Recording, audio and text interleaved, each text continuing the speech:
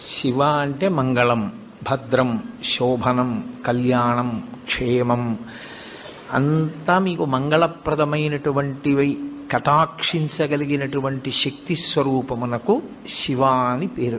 అందుకే శివునకు అమంగళమునకు సంబంధం ఉండదు. అసలు ఆయన ఎన్నడూ అమంగళము చేయువాడు కాడు.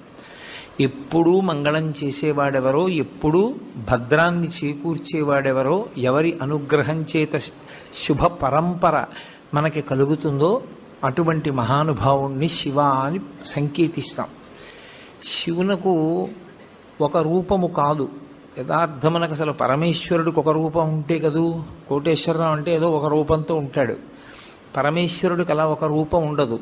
ఆయన చేసినటువంటి చేష్టితముల వలన భక్తులను అనుగ్రహించాలనేటటువంటి ఆయన యొక్క కారుణ్య తీవ్రత వలన ఆయన అనేక రూపములను ధరిస్తారు.